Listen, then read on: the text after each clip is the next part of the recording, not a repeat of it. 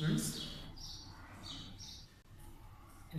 in the previous video, we had studied the structure of a single vertebra. Now we are going to divide we have already divided the skeletal system into axial skeleton and appendicular skeleton.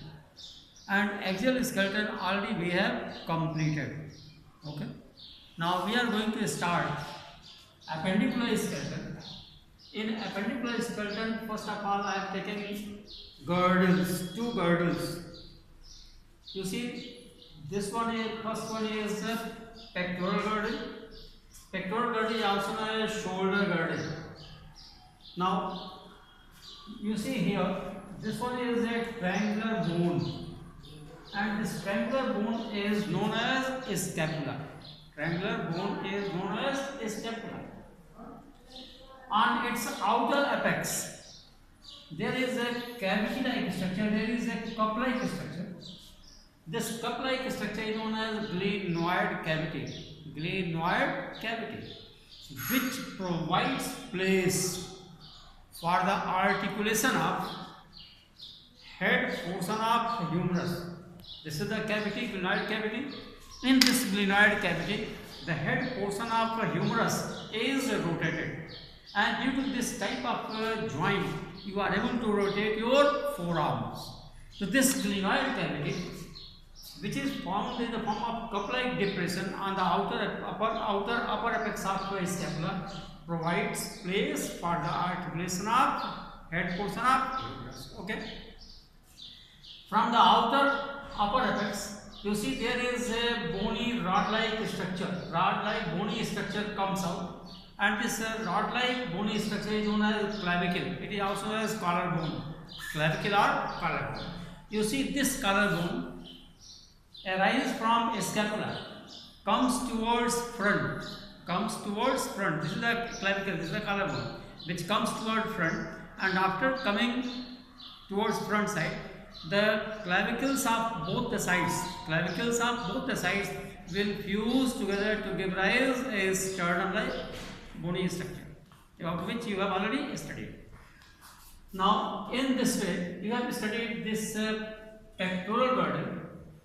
Consists of a bony plate, triangular bony plate known as scapula.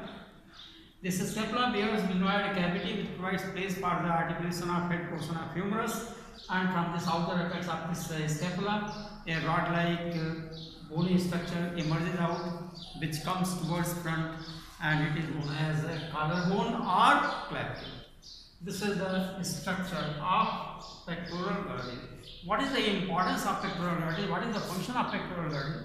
This pectoral girdle helps in attaching the bones of forelimbs with our axial skeleton. The bones of forelimbs will come in appendicular skeleton. The bones of the forelimbs are connected or joined with the axial skeleton with the help of this scapula, with the help of this pectoral girdle. Okay. Now, second type of girdle is known as pelvic girdle. Pelvic girdle is also known as hip girdle. And this pelvic girdle or hip girdle consists of two hip bones, right and left. Now, each hip bone consists of three bony structures. You can say three smaller bones, and these three smaller bones are known as ilium, ischium, and pubis. Ilium, ischium, and pubis. Again, listen.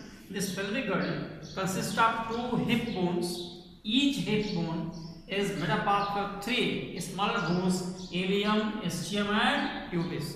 These three bones are found arranged around the combined form of sacrum and coccyx. Previously, you have studied sacrum is the fused form of 5 sacral vertebrae, and coccyx is the fused form of 4 coccygeal vertebrae.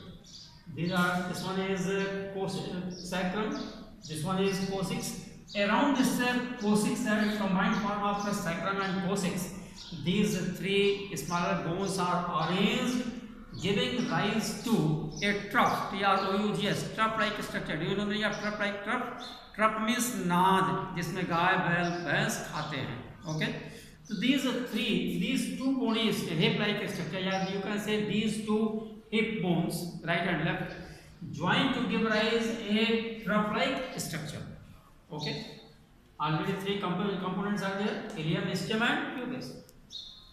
Toward the outer apex, you see, there is a cup-like depression towards both the sides. There is a cup-like depression towards both the sides, and this cup-like structure is known as acetabulum. Acetabulum.